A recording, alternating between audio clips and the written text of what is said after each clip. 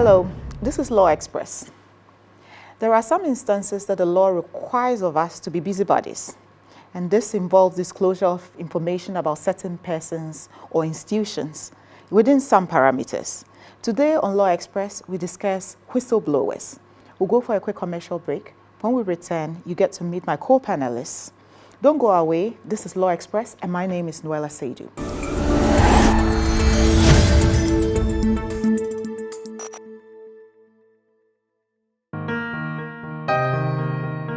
My mother passed on to me an age-old moisturizing secret handed down from generation to generation.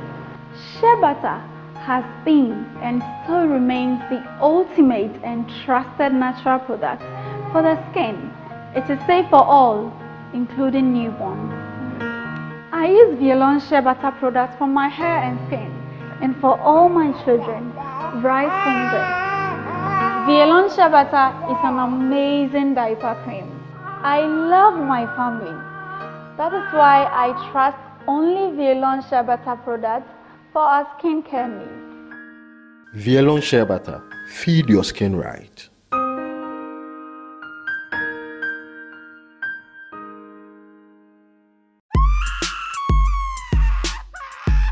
No victim of gender-based violence should be silent. Every human deserves dignity and respect. If your health, dignity, and security is undermined, you must seek assistance. Call the Orange Support Center for assistance on toll-free number 0800 111 222. This message is by the kind courtesy of the United Nations Population Fund, UNFPA.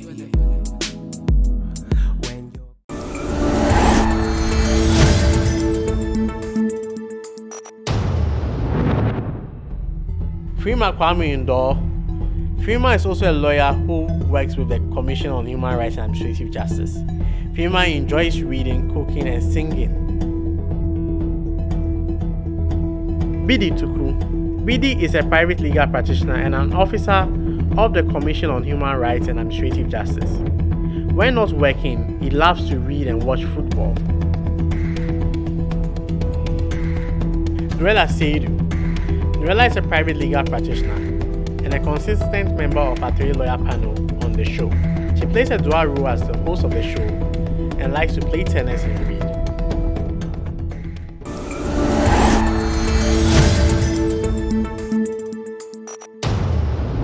The Whistleblower Act is basically an act which seeks to promote individuals or institutions coming up to report instances of malfeasance or instances of corrupt practices.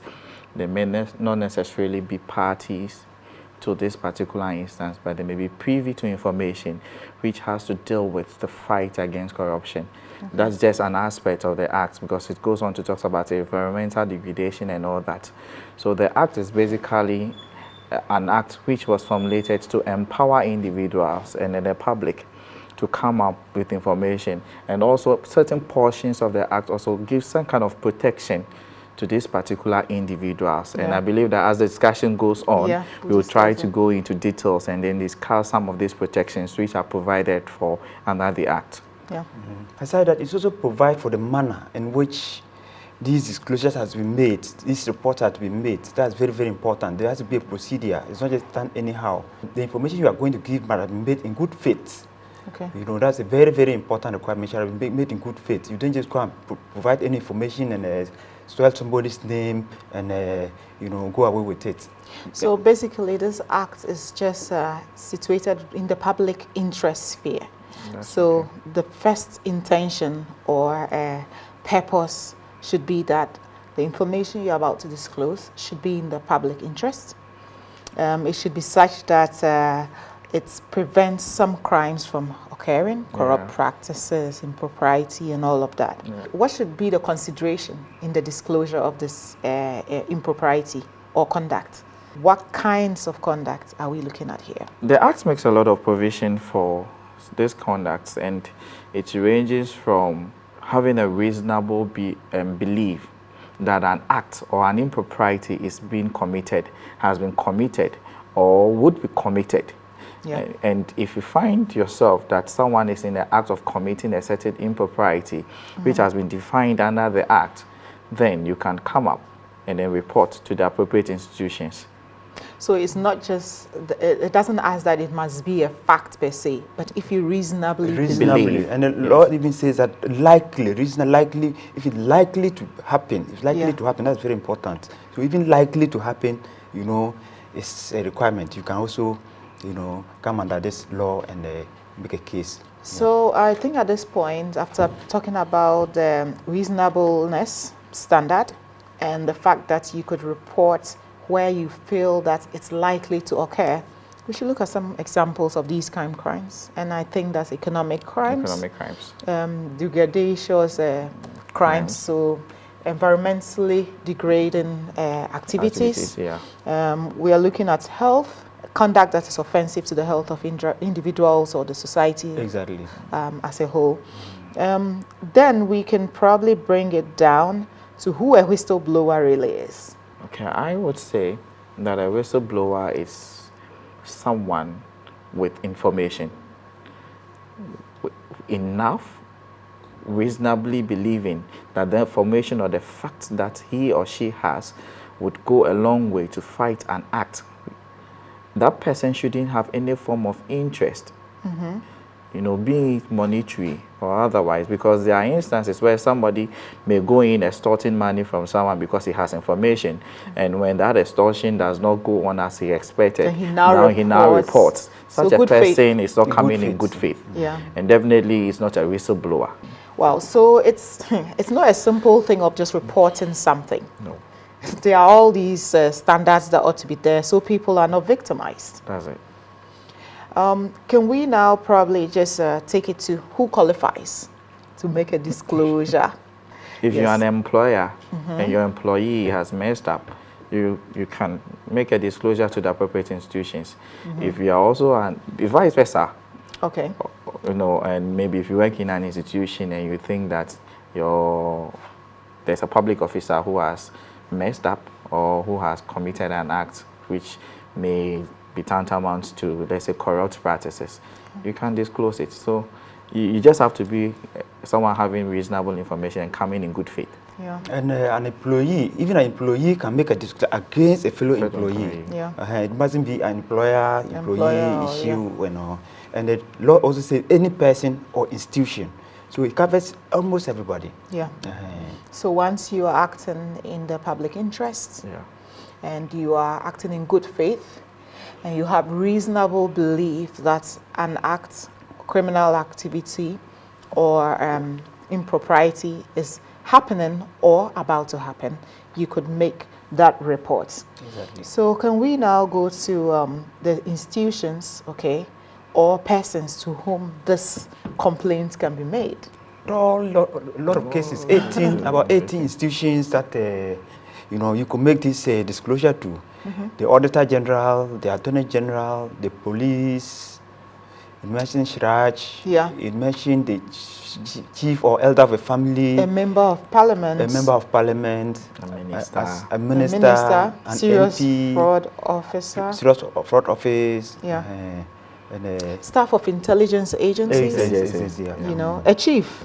a chief or an elder of the family, or a head of a recognized religion, You know the interesting part? There's also the office of the president. You could actually make this kind of report there. That is But correct, how do you even have access to the office of the president to make a report as a whistleblower? It depends on the I'm magnitude. looking at the practicality. It depends on the magnitude. If the magnitude is such a gargantuan crime, and you know, you could have a way You of feel paying. you need to go higher. Go higher. One interesting exclusion that I found in there is the media.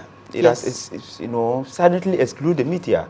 You don't go and make a disclosure and start running to the media to go and make a report. So the media definitely is not part of the institutions that are listed out there in the law. When we talk about the media, people tend to think of just the traditional media, TV, radio, and all. Now, with modernization and innovation, we have social media, and that counts as media. So sometimes it's better to come to the appropriate quarters where instant action and accountability can occur rather than just putting it in the public space simpliciter. If we put the public space simpliciter, you don't want to become a whistleblower. A whistleblower. Yeah. All the rights and protection that you gain under the act, under the law, is taken away because you now can be treated as any other person. All the privileges that you earn, I think that's very important to make a point. Yes, because we still haven't covered the aspect of rewards for whistleblowers yet, and probably that's why people may not get a sense in, okay, I want it out there.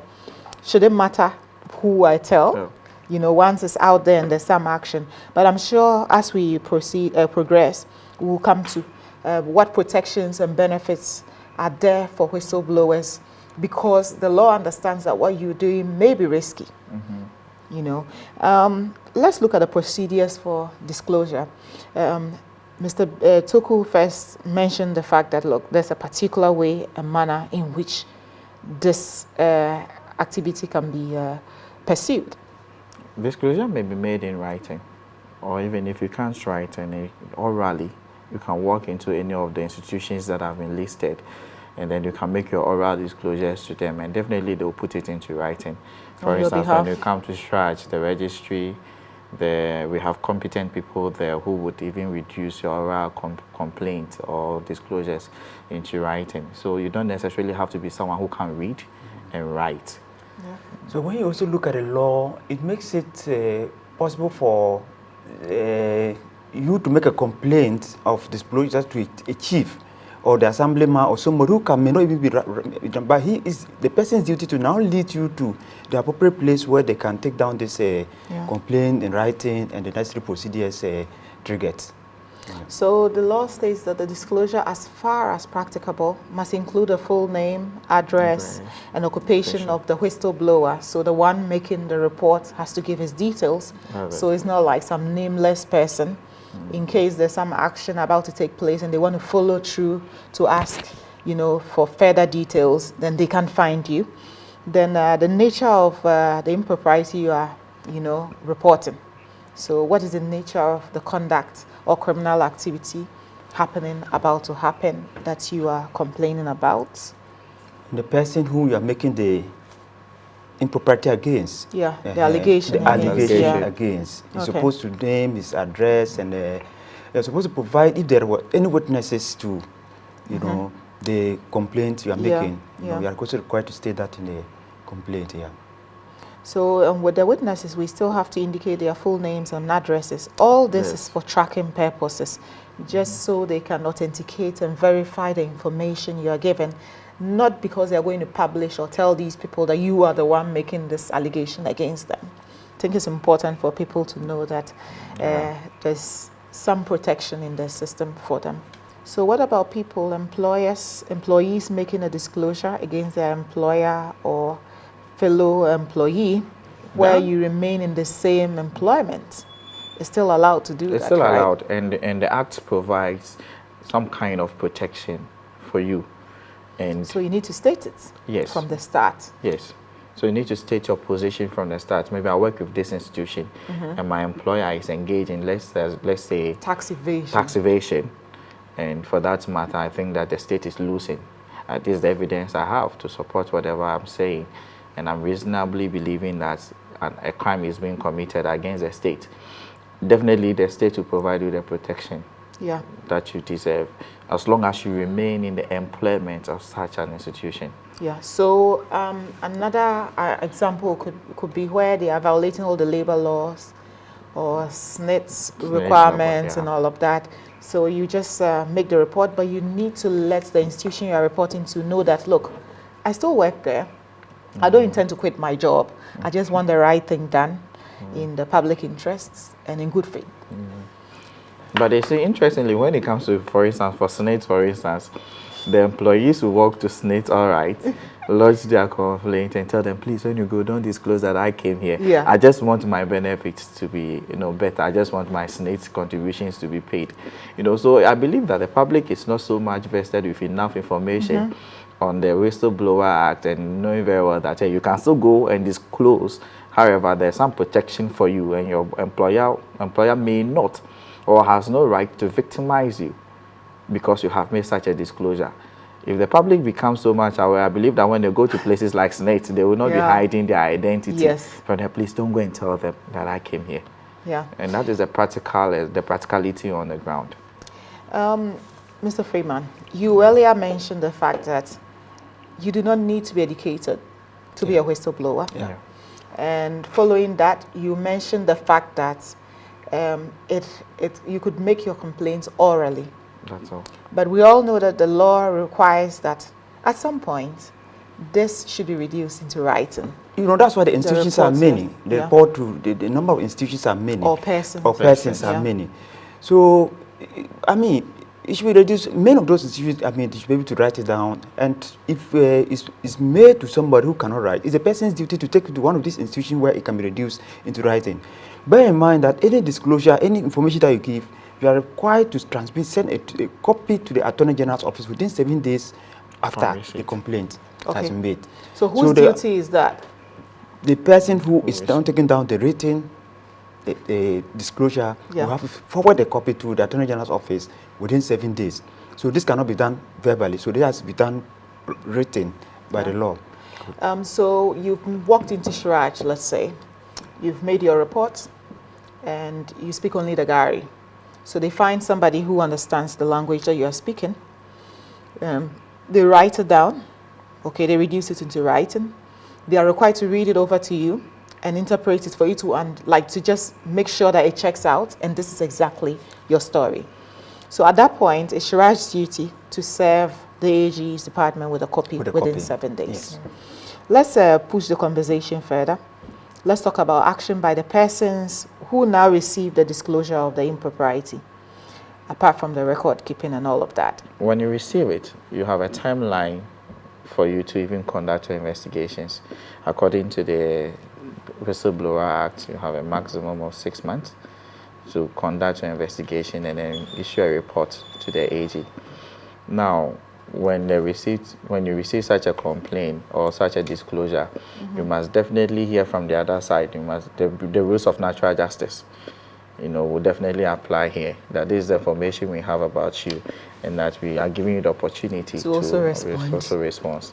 So it will continue. You do your investigations, and then you make the investigations, the report. You make a copy available to the Attorney General. However, if within the time frame for your investigations you are not able to finish, you can still write to the Attorney General for an extension of time and give a reason why you were not able to finish the investigation within the time frame. So there's some kind of laxity, and though there's a time frame, you can also act. You are not under compulsion to finish your investigation within the period if you need more time to conduct a thorough investigation. I think the essence of that whole procedure is that it's not just like one of the normal complaints you go and make either at the police station or somewhere and somebody sits down. It takes months and years, and it's supposed to be expeditiously done. So that's why the law gives a 6 months period. If you don't, then you have to give reasons why you have not been able to, propose to the Attorney General's office measures that you have put in place to ensure that it's expeditiously done. I think it's just to ensure that you comply with the act, so that you don't. There's no favoritism. You must give it a chance. That report a chance and look into it. And then if you now feel that there's no substance in it, you can let it go. But you must give it a chance. We may have to roll back a bit to the part where you will report to a chief, who now, or an opinion leader or some other individual, who now leads you to the institution, the relevant institution, to report, to also, repeat your report. It's important to state to our viewers that that person of first instance ought to keep whatever information you disclose to him or her private and confidential. And it's an offense where the person reveals this information to any other person. And the offense is quite heavy. It's a heavy one, yes. It's between 2 years to 5 years. Yes. Okay. So or 50 penalty units. Yeah. And the penalty is one penalty is 12 cities. So calculate 12 cities by 50. That's the minimum. So I think So it's important to let people know that yes, you are in a place of responsibility and trust for a reason. So if you feel that you cannot keep secrets, probably you should just direct the person straight from the point where it go to the appropriate institution. the appropriate institution, so that you do not know at all, to run the risk of offending the law. We have to go for a quick commercial break. Don't go away, we'll be right back.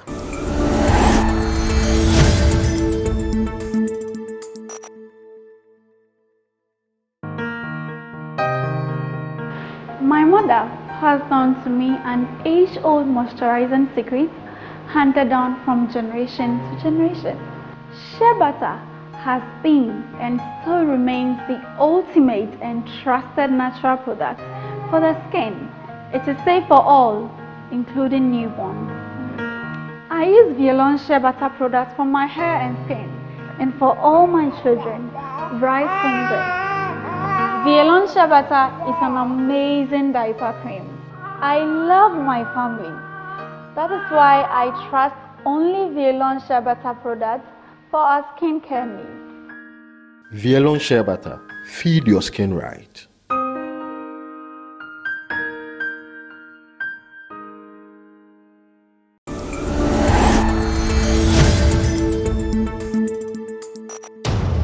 I think in the process of investigating this complaint, you can actually apply to the court for assistance. You know, there are situations where the information, if you don't act quietly, if you don't act fast, and that kind of thing, the information will be concealed.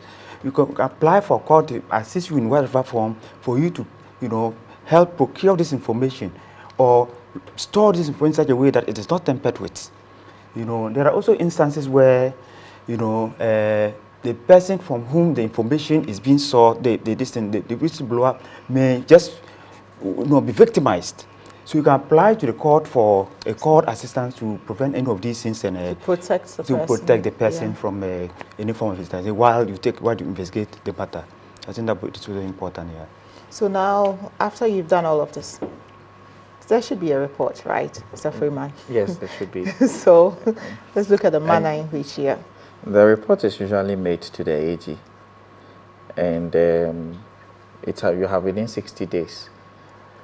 You know, if there is a form of delay, which maybe may have been occasioned because maybe you didn't get the necessary information at a point to proceed with your investigation, you can actually write to the AG, as I said, you know, seeking for an extension of time. Now the issue is when you report to the AG has some discretions as to what to do with a particular report and the recommendations that you have forwarded. So this is my gray area. Yeah. Somebody has taken the pain and the risk to report some impropriety. Now, it could be against anybody, including government functionaries. The investigation is done, okay? There's a report, and now we expect that there are 3 lines of action by the Attorney General. The AG could admit or accept whatever report and recommendations you have made and act on it. They may reject it, or they may ask that you should go back and conduct further where there are some unclear aspects. Or may even refer you to a different institution altogether to do a further and better investigations over the matter. So the AG has a lot of discretion in this matter. And that is final, right? Because if the AG decides that, look, I've looked at this and I feel that we shouldn't pursue this any further, let's just leave it, regardless of the recommendations, regardless of the hardcore evidence and the facts there. Nothing else can be done at that point. But you see, the AG must give some reasons, you know, why they are rejecting it. But as to they always give whether they will give reasons that are tenable, that one is within their discretion. The reasons, I mean, if they are not tenable or tenable, it's still a reason, right? Yeah, and it's even compelled. He's not even probably compelled to, you know, give reasons. All he may just say is that, I don't want to act on this, and that's it. It's reasonable that gives reasons why he may not act on it. That's too powerful. But that's too powerful. There should be a second place or venue where you could probably pursue it beyond the AG's office. But as it is now, this is what we have. Exactly. So this is what we work with. So it may just be probably, if you feel like taking a, you know, individual action somewhere, then you take an individual action. But as far as the AG is concerned, officially it's closed. You know. Wow. once the decision is taken. We sampled people's opinion on today's topic. Let's listen to them and see if we could react to those.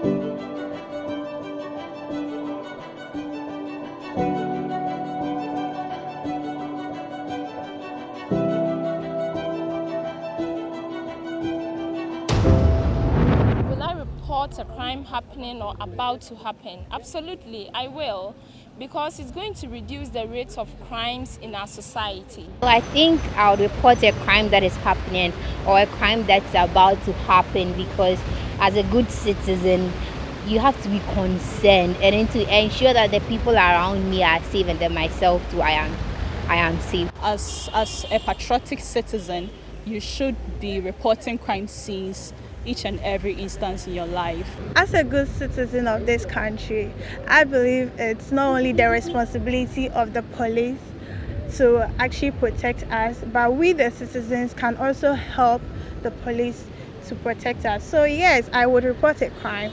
So if I see any crime or any wrongdoing somewhere which is of serious interest, I would definitely report to the police. It is just right for every citizen to actually alert the police service in case of anybody witnessing any crime anywhere, or in case you get an alert from anywhere that shows any signs of any crime activity about to happen. So I think that is the best thing to do. I would report a crime because maybe the person might even come into my house, my uncle's house, my parents' house, to come and rob us, or maybe to cause an injury, or even it might even lead to death. Rewarding whistleblowers, I think, is a good call, which is going to go a long way to actually motivate people, not just within the community, but the country at large. Should they be paid? No. It's your duty as a citizen. Yes, you have the right to say no or not to report, but just think about it. Imagine it's your family member going through that crime. Would you take money before reporting? I don't think there should be any reward for someone reporting crime. Then that means you are trying to pay someone to do something, which is a civil right for as any citizen in this country. You don't need to be paid to report wrongdoings. If someone should report a crime, the person has to be rewarded to give people the vim to keep on reporting crimes, because if someone is rewarded, for instance, if you reward me for reporting a crime, I'll come back, go look for more crimes and come and report it.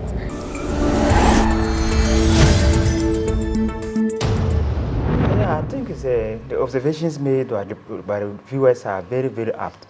It's the duty of every good citizen to prevent crime, and limit corruption in the country. So I think the observations are very, very apt, It's interesting. It may not be the monetary reward for that matter and that kind of thing, but it's the duty of civic duty of everybody to report crime so that we have a corrupt-free society. And I also think that from the view sample, you could see that the society is being informed. They are being enlightened, and they know that it's everyone's civic duty, to undertake such acts so that we cannot prevent crime. And it's a tap up to the various institutions that are into these public educations and trying to sensitize the public on their rights and then how the society is supposed to be. Yeah. It's interesting that most people are saying, they are kind of divided. Some people think that it's a civic responsibility to report crime, and so you should not be rewarded because then it's like they are compelling you to act. And then there's also this group that thinks that, look, if you reward me, I'll keep bringing more. But then that now raises the issue of good faith. Are you now busily every day, like you become an investigator, right? Exactly. You now become a professional whistleblower. Which is not illegal anyway. Which is not illegal anyway. So long as it meets the requirements that is made in good faith, it's fine. Earlier in the conversation, I talked about the fact that being a whistleblower is a rough terrain. Yeah. It's not that straightforward because you open yourself up to all manner of risks and hazards because of probably the dangerous elements you may be reporting, at some point. And so can we now talk about what protections are there for people who take it up to comply with the law? Like I said, you can apply for police protection. You know, and if you report to appropriate authority like Shraj or any of the institutions, they can also apply to the police for protection for you, just to be sure you are not victimized, harassed, or that kind of thing. You know, for yourself and members of the family. And the law has even gone ahead to provide the circle of family members who are entitled to this protection, so long as they are convinced that you need this protection. Your wife, your husband, your child, your grandchild, your grandfather, you know, and the law has even defined all that. So you can apply for police protection. Yeah. And aside that, the law also makes some kind of protection for you against civil and criminal, you know, trials or prosecutions. If only such a disclosure is made in good faith, and then they don't have the reason to believe that you knew what you were saying was false, yet you came ahead or you came to these institutions to make these disclosures. If only whatever you brought was in good faith, then it means that you may be protected from any kind of civil as well as criminal prosecution. Yeah, so this is to encourage people not to be scared that, look, there will be some repercussions should your suspicions turn out to be false. Yeah. So the idea is that there should be good faith. That's it. And it should be reasonably. And you should have reasonably, not exaggerated something. So once it's reasonable and it's made in good faith, I think it's very important we stress on this, because some people may just wake up and out of vengeance, you know, you see somebody's business is doing well, you don't like them, so you make a report against them just to inconvenience them and take back from them.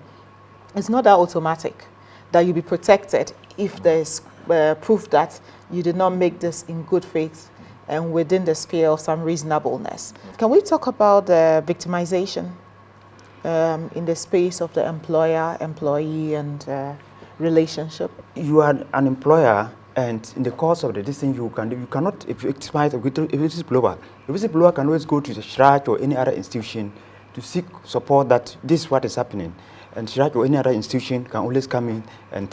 Freeman, can we go further to talk about the victimization that forms? May be in a form of transfers, demotion, and redundancy. All these are forms of victimization. Or denial of promotion. Yes, denial of promotion. If only it is linked to the particular reasons why you are at Shraj or before any other institution, you know. But if your employer takes a decision that is reasonably within his powers to take based on a different act that you have committed, you can't say that one is a victimized. You have been victimized in that instance. Of course, so it has to be linked. There has to be a link. You should be able to provide a link that because of this particular disclosure that your employer is taking that particular action. You know, but if in the normal course of transfers, you know, the person transfers you, or somehow you have to declare it done and that kind of thing. So you cannot attribute it to this. There has to be some particular link to the disclosure that you have made. I think it also goes back to good faith. Because probably there were already proceedings in underway. You've done some action, or you've behaved in a way that is not proper within your employment space, and then perhaps they are investigating you and you know that they are about to dismiss you. So you quickly run for protection, and then you go and then make a declaration, whether true or not, but then you knew that this was already pre-existing. You can't come back and say that, oh, it's because of the report I made. In this case, you are trying to hide behind the shield of the report. That is why whatever institution that you are now going to make this complaint to, you can prove that, if the employer can prove that already there were proceedings, you are already under disciplinary issues and whatnot have you, and before you came here, you know, that one day we are human beings. You know, you should establish that whatever it came to report has nothing to do with, you know, the already pre-existing matters in the company or whatever employment situation here. I think the other forms that this victimization could take would be intimidation, harassment, and even threats. So the employer has not fired you per se, but is threatening on the daily to fire you, and that is... So he makes the working environment hostile. Yes. And even psychological trauma, he can even psychologically, you know, threaten you. All those things are aspects of a victimization. You know. So where you are victimized by virtue of the fact that you are a whistleblower in good faith, where do you go? You come. Shraj. Okay. So you come to the Commission on Human Rights.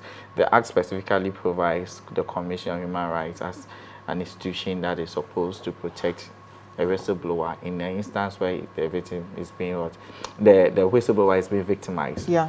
So you run to Shraj and then we will protect you. And even after the report is submitted, if somebody, the employer still wants to take a decision after the report has been submitted, you can still go to Shraj as a first option.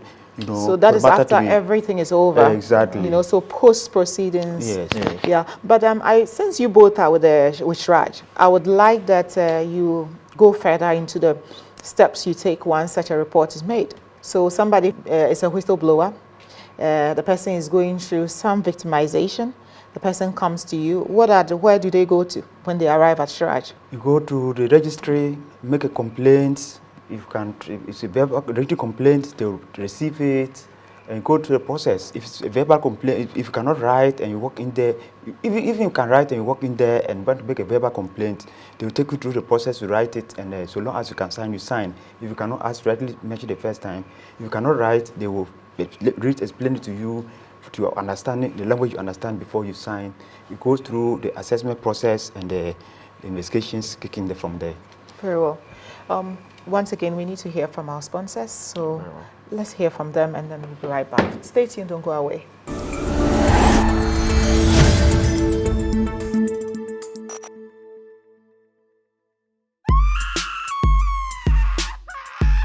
No victim of gender-based violence should be silent. Every human deserves dignity and respect. If your health, dignity, and security is undermined, you must seek assistance.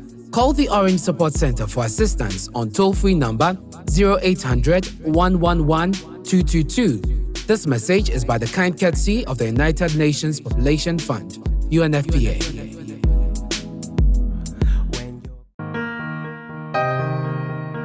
My mother passed on to me an age-old moisturizing secret handed down from generation to generation. Shea butter has been and still remains the ultimate and trusted natural product for the skin. It is safe for all, including newborns. I use Violon Shea butter products for my hair and skin and for all my children right from birth. Violon Shea butter is an amazing diaper cream. I love my family. That is why I trust only Violon Shea butter products for our skincare needs. Violon Shea Butter. Feed your skin right.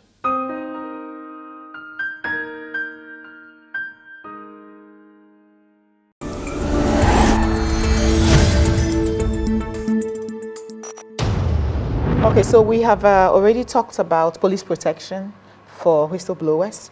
We also briefly touched on protection against civil and criminal actions, against whistleblowers. What other rights of actions are available for in the situation of victimization of whistleblowers? Well, you can go to the High Court. Yeah. But the Act provides that before you go to the High Court to claim any damages, or for instance, if it has to do with the breach of unfair termination, you have to go to Shraj first.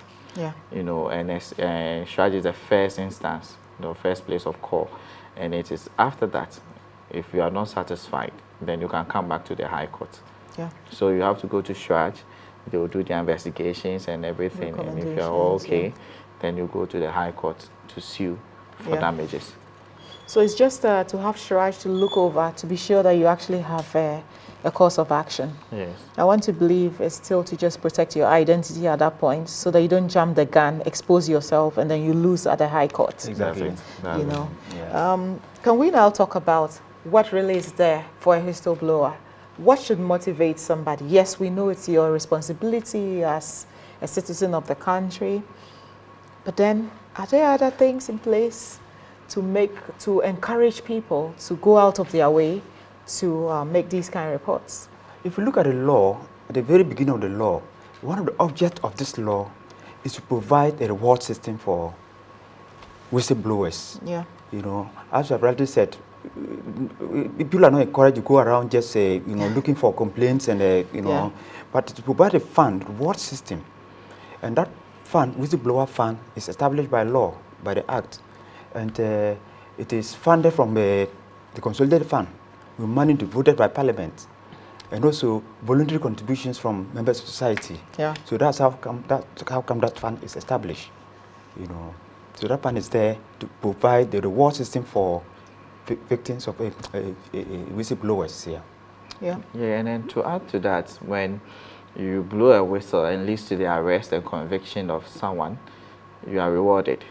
If it has to do with monetary, and then the state is able to retrieve some monies from, let's say, the impropriety, you are given about 10% from the whistleblower fund. This is a very important aspect of the conversation. I think we need to break it down. Let's go back a bit. So there are two ways, right?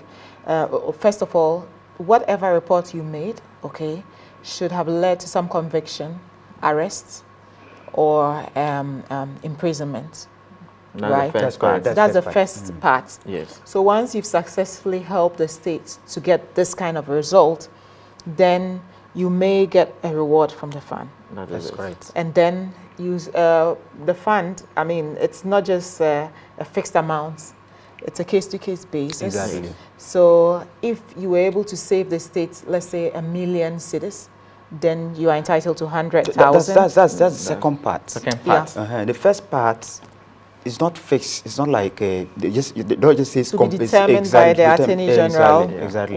Upon the recommendation of the IGP. But the one that when it involves recovery of money, that one is where it's talk about the 10%. So that one is fixed. So you've recovered some money for the state. Yes. And that is where you would now get 10% of whatever amount was recovered. Yes. Sounds interesting. So if you are fortunate and you get some millions recovered from the state, and it means that you'll be walking home with some cool 10% of 1 million Ghana cedis. That's a lot of money. Then we're going to be agents, like whistleblowers, professional whistleblowers. What do you do for a living? I look around for improprieties.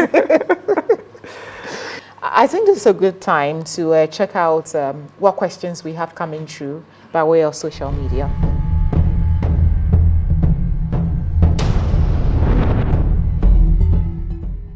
I reported my boss to one of the state institutions for tax evasion. I don't know how or what happened, but my boss eventually found out that I was the one who reported him. He got annoyed and got me sacked. I have been home since without a job. He didn't give me an opportunity to even explain why I reported him or even any form of compensation. I want to ask, what legal options are available to me to get him to take me back or get well compensated? Erunam from Kaswa. So what he's saying basically is that he reported, he was a whistleblower, and then his boss got to know that he's the one who blew the whistle. His boss will definitely get to know that he blew the whistle because you have to disclose your profession, your identity, where you work, and all that. And definitely when your boss is comments or let's say inputs are being requested from the employer, those information are things that we cannot just disclose at a go, but if they demand, you have to let them know that this is coming from here, and it's not as if there's not an identifiable complainant. Yeah. We are to protect you from the public, but not from the one whom you have lodged the complaint against. So if his boss dismissed him because he lodged such a complaint, then he has a remedy in law that he can exploit. And as I have explained earlier, by this, you can call on Shraj immediately for us to know that if you have been sacked because of that complaint, you must be able to link it to it that you have been victimized. Yeah. Your appointment has been terminated. And then if there are some remedies or some recommendations that you make, we will go proceed and make them. This person never told us whether he was the report brought some successful results. Like he didn't tell us the outcome of the investigations, so we can't even tell if he got some reward from the fund or not. The information is quite scanty. But what sticks out to me is him expecting to be reinstated. Would you really want to work in this space at this point, with all that has happened? I see a labor angle to it. Yeah. You know, where he could report to the Labor Commission. For some compensation, yeah. Yeah. For the dismissal. It also, we still cannot tell with the limited information available to us as to how come he didn't even get anything, the basis for which he was fired, what reasons were given. Exactly. So with all this, all we would say is find a lawyer near you. There need to be more details, and based on the what you fill in, then you can have a more conclusive. Yeah, and I would say that someone who is home advice. may definitely be financially handicapped. May. Yes. So to have another avenue of having your grievances addressed, that's why the Commission of Human Rights is you can there. go to legal aid for legal aid too. But because he's linking it to this whistleblower activity, I think he could come to Shraj, and where you determine that, look, this is not connected and it's purely labor matter, then you could refer him to either the Labor Commission or the legal aid, you know, to proceed probably, to court. Pursue it further. Luella, I reported a crime to a state institution after a bounty of 5,000 Ghana cedis was placed on the crime. I risked my life and showed them where the criminal, whom I knew personally, was hiding. It's been over 2 years now, and the 5,000 Ghana cedis reward has not been given to me. Can I take the institution on to request for my money? Why not? Once you can prove that it is your report that led to the arrest of the person, you can always take the same institution on. An agreement is an agreement, a contract is a contract. But if only you can prove, yes. First, you need to prove that you were the one. You were the one. Also, them. information that led to the arrest of that particular, criminal. But then, won't you be exposing yourself because this person clearly wouldn't want to be identified? Just maybe he's an informant. You know, he mentioned that there was a bounty on somebody's head. Clearly, it was not within the space of the Whistleblowers Act, because there are no bounties in this situation. You on your own voluntarily will bring this lead, and where the lead brings results, then this is what you may get, depending on the circumstance.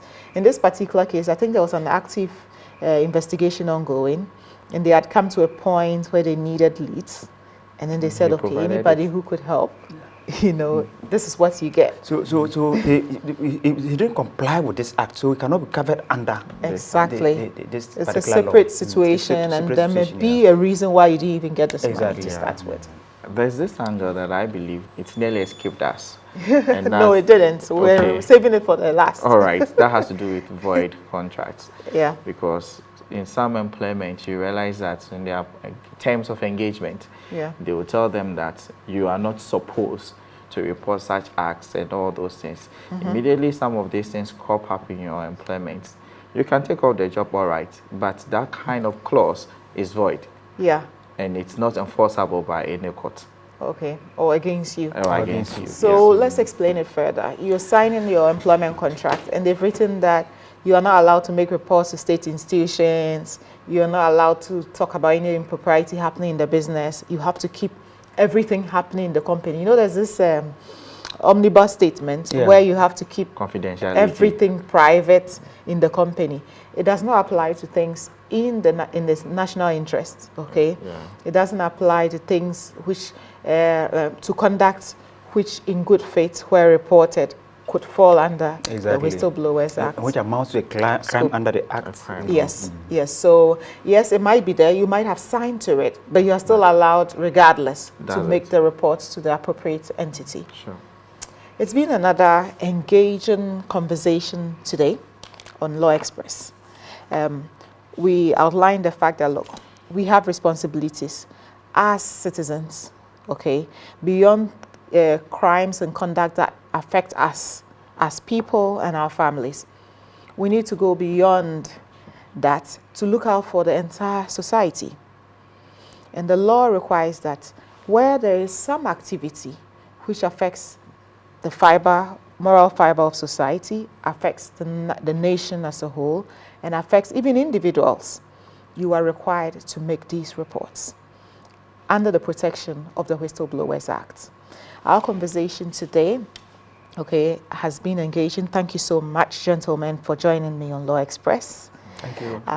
Viewers, you've been watching Mr. Bede Toku and Mr. Freeman Kwame Indo. They are both lawyers with the Commission on Human Rights and Administrative Justice. My name is Nuella Seidu. This has been Law Express. Thanks for staying with us. Till next time, goodbye.